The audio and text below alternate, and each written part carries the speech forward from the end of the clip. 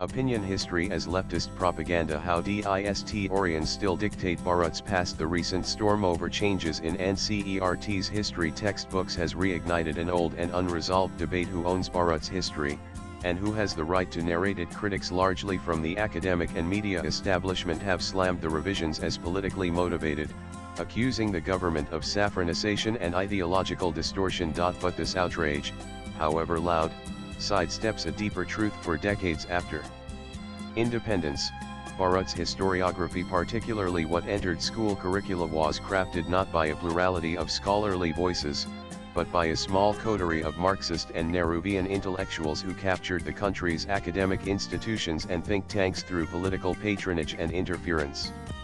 Such was the stranglehold of leftist historians such as Romila Thapar, Bipan Chandra, Imran Habib, and Ars Sharma that there was no space for historiography other than the one rooted in economic determinism, a worldview that was dismissive of Bharat's civilizational achievements and ethos. This intellectual monopoly romanticized Islamic invaders, ignored indigenous resistance, and downplayed Bharat's ancient Sanatana accomplishments.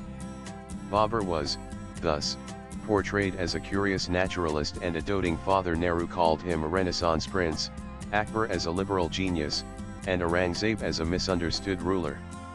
In contrast, Hindu figures like Krishnadev Arya, Maharana Pratap, and Shivaji were relegated to the margins. Even native empires of repute such as Vijayanagar, Ahom, and Karkota were reduced to footnotes.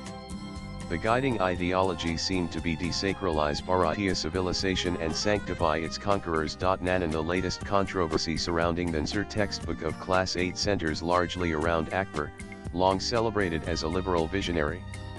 His policies of religious tolerance and Rajput alliances have always dominated textbook narratives.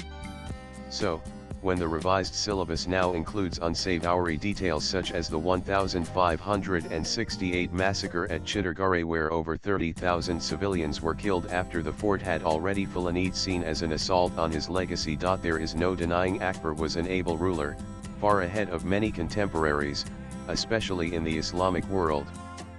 But glorification should not come at the cost of truth. The Chittorgarh massacre was not a battlefield tragedy, it was an act of vengeance after a successful siege. To hide such acts is distortion. To justify them by citing plunders by Hindu rulers is lazy scholarship. A massacre is not just a plunder, and inventing false equivalences to cover up omissions is intellectual dishonesty. No historical figure, however revered, should be above scrutiny. If Akbar has been overglorified, the Mughal dynasty as a whole has often been portrayed as the pinnacle of Bharatiya civilization. This historical approach needs recalibration. Yes, the Mughals built a vast empire, set up uniform law and order machinery across the subcontinent, and promoted art and architecture.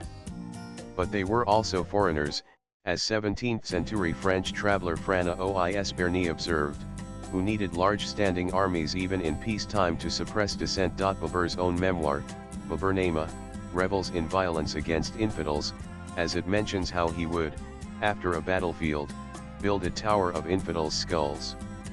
Jahangir, the lover boy Salim of Mughal-Azam, ordered the killing of Arjan Dev, the fifth Sikh guru, in the very first year of his reign. Shah Jahan, romanticist for building the Taj Mahal in memory of his wife, Mumtaz Mahal, oversaw the construction of this monument of love while famines ravaged the countryside. Such was the destitution at that time, as Abdul Hamid Lahori writes in his biography of Shah Jahan, that dog's flesh was sold for goat's flesh and the pounded bones of the dead were mixed with flour and sold. As for Aurangzeb, he institutionalized bigotry by reviving jizya, banning Hindu festivals, and demolishing temples. These accounts aren't fringe, they come from the Mughals' own court chronicles. To question this kind of lopsided narrative is not communalism, it's historiographical integrity. Nan, and despite media alarmism, the Nsr revisions are neither sweeping nor comprehensive. They are excruciatingly slow and excessively cautious, to the extent of appearing apologetic. The textbooks continue to uphold a worldview where invaders are humanized, native resistance is sidelined, and Bharatiya civilizational achievements are ignored, if not totally dismissed.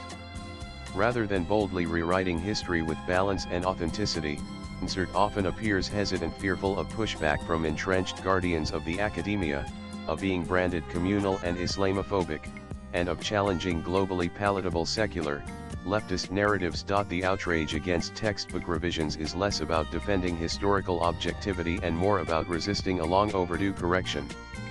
For decades, history writing in the country has been filtered through a narrow ideological primone that celebrated foreign invasions, concealed Islamic brutality, and undermined Sanatana ingenuity and fight back. Bharat, even after more than 7 decades of its independence, is still in search of a history that's truly its own. A history where Akbar is studied not as a saint, not as a villain, but as a ruler with his strengths and weaknesses intact. A history where the Mughal Empire is examined for both its splendor and its savagery.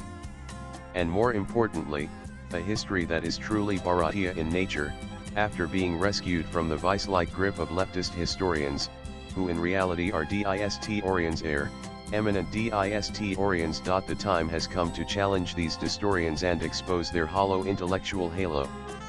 Only then will their iron grip be slackened. And Bharat's history will be salvaged for good. Swipe left for next video. PS The leftist intellectuals hijacked the history of Bharat in the 1960s by proposing to write from the people's perspective. Romila Thapar, in fact, went a step ahead when she, in 1962, promised to come up with a new way of history writing that would let the readers know what the elephant keeper of the Emperor Ashoka thought of his edicts or what the lives and thoughts of the masons who built the Taj Mahal were. More than 6 decades later, Thapar's grand promise remains unfulfilled.